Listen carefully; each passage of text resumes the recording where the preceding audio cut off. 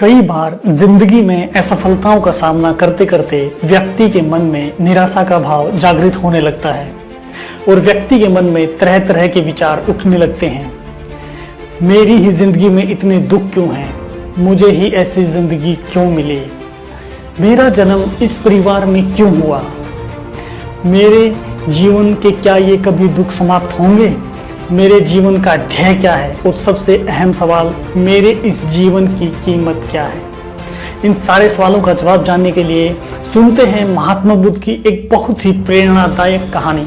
Hello दोस्तों, मैं doctor जोगेश शर्मा स्वागत करता हूं मेरे YouTube चैनल डॉक्टर जोगेश शर्मा सेल्फ इंस्पेक्शन यानी आत्मनिरीक्षण में। एक बार एक व्यक्ति ऐसे ही सवालों के साथ महात्मा बुद्ध से मिला। उसने महात्मा बुद्ध से कहा कि हे बौद्ध, मुझे यह जीवन क्यों मिला है और इसकी क्या कीमत है? कृपा करके मुझे बताइए। मैं अपने जीवन से बहुत निराश हूँ। मुझे मेरे घर वाले भी प्रेम नहीं करते क्योंकि मैं कोई काम नहीं करता। मेरे आस पड़ोस और रिश्तेदार मुझे इस धरती पर बोझ कहते हैं और मेरी बहुत निंदा करते हैं। इन्हीं सभी बातों से परेशान होकर आज सुबह ही मैं आत्महत्या करने के लिए घर से निकला था, लेकिन किसी ने मुझे आपके आश्रम का पता बताया और कहा कि आत्महत्या करने से पहले एक बार आपसे मिल लूं और आप सभी की समस्याओं का हल करते हैं। तो कृपया करके मुझे बताइए कि क्या कोई मेरे जीवन की कीमत है? मैं क्यों जीवित रहूं? महात्मा बुद्ध ने व्यक्ति की तरफ देखा और मुस्कुराए और एक चमकीला पत्थर निकालकर उसकी हथेली पर रख दिया और कहा, मैं निश्चित तौर पर तुम्हारे सवाल का जवाब दूंगा, तुम्हारी समस्या का समाधान कर दूंगा, लेकिन तुम इस पत्थर को बाजार में लेकर जाओ और इसकी कीमत पता करके आओ। लेकिन ध्यान रहे, पत्थर को बेचना नहीं है, इसे वापस लाकर मुझे ही देना। अब व्यक्ति पत्थर लेकर बाजार की तरफ निकला तो उसे सबसे पहले फल वाला मिला। उसने फल वाले को वो पत्थर दिखाया।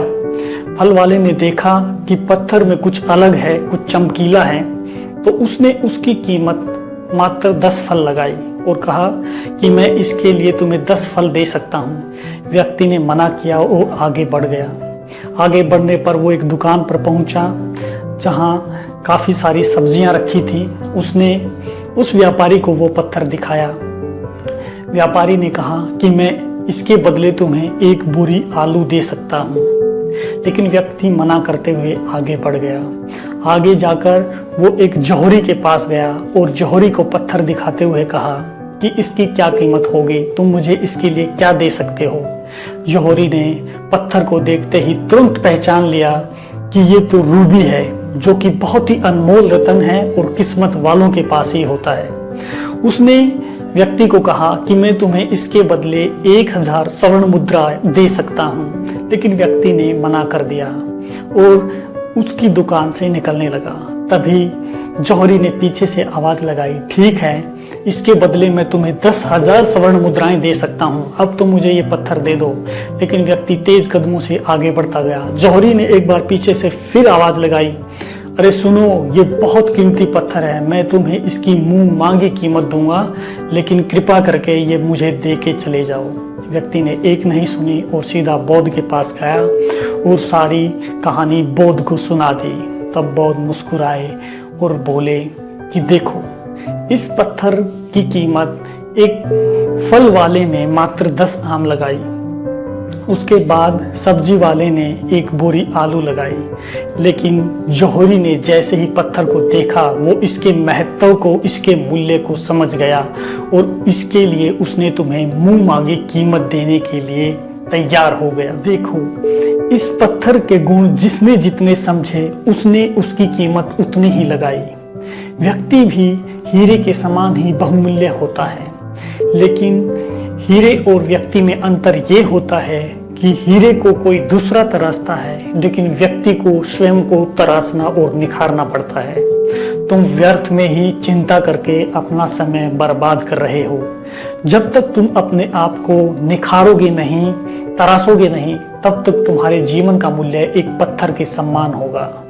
लेकिन जब तुम अपने आप को तराश लोगे, निखार लोगे और दुनिया के सामने आओगे, तो तब तुम्हारा मूल्य बेशकीमती होगा यानी जिसका कोई मूल्य आंक नहीं सकता। दोस्तों, इस कहानी से हमें यह सीख मिलती है कि कोई भी व्यक्ति इस धरती पर महत्वहीन, बेकार या बोझ नहीं होता।